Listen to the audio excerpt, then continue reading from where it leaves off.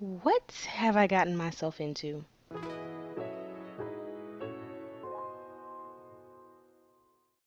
So for today's video, I will be trying out watercolors with the Arteza 48 pack of Real Brush pens.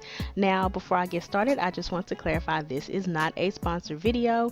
I'm not being paid to do this, and Arteza was actually kind enough to let me pay for these with my own money. So without further ado, let's get started. So this is how they look when you first get them. Ta-da! So now I'm gonna open these up and see how they look. So take them out the box. There's 4 of these little compartments, and here's a little water brush that it comes in. Cute. There we go. It's close up. Am I doing this right? I think I'm doing this right.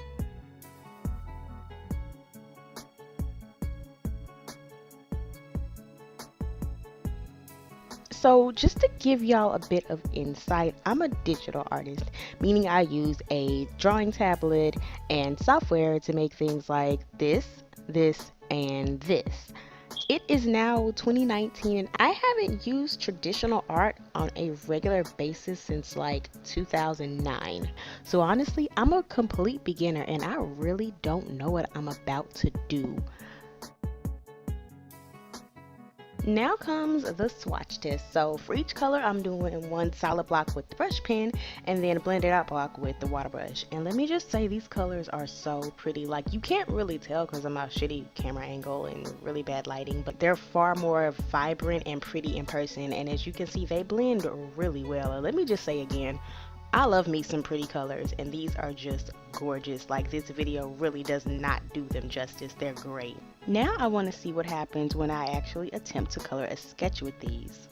So using these pens with their bright colors and easy blending, it kind of made me forget that I was a complete beginner and didn't know what I was doing.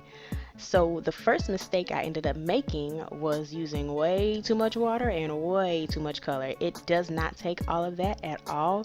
I think you only need a little bit, and then you can kind of wait until it dries and do a second pass later on. The second mistake, as you can see, was not getting those little bits of water that would fall out of my brush from using too much water, and because of that I ended up with this masterpiece you're about to see. Hey, look, I told y'all I was a beginner and I didn't know what I was doing. That's okay. Let's try again. So this is my second attempt with a different sketch because the first one was destroyed beyond belief. So now that I know not to use so much color, I'll do one pass, wait for it to dry a little bit, and then go over it with a second pass. Okay, not terrible. I can actually do something with this. I'm gonna try one more time though. So now I'm going to take the water brush and just lay down a layer of water, and then I'm going to take my color and then lay down bits and then take the water brush again and then kind of push the color around to get an even coat. And rush it all, we just want it to look right. There we go. So now I'm going to color in the dark parts of her hair like so, and I'm going to take my water brush again and then go over the lighter parts of her hair like so. So then when I add the color, it's a little lighter and blends a little easier. And then I can take my water brush and then kind of blend it out so it looks a little more realistic. There we go.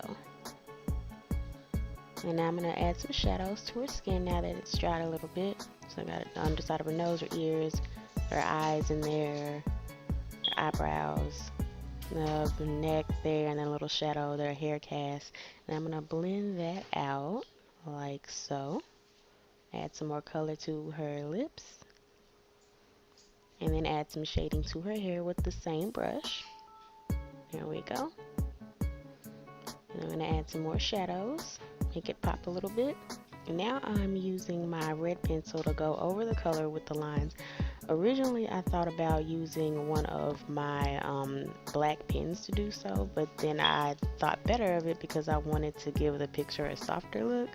And I felt that the black lines would contrast a little bit too much and take away from the softness of the watercolors. So I just wanted to stick with that. Add some finishing touches. Now I'm going to add a background. Just something simple, nothing fancy. Just a little pink something there. And then I'm going to take my water brush and kind of blend it out. And now I'm just going to add some finishing touches and this will be finished. So I've added my finishing touches with my gel pen, and this is the finished product. I really like how this came out. It was actually kind of cool to get outside of my comfort zone and do things that I don't normally do. If you're a more experienced watercolor user and have some tips for me, look, my comment section's open and I'd love to hear from you. Also, if any of you would like to see me do more challenges or anything of that nature, let me know and you might see it in my next video.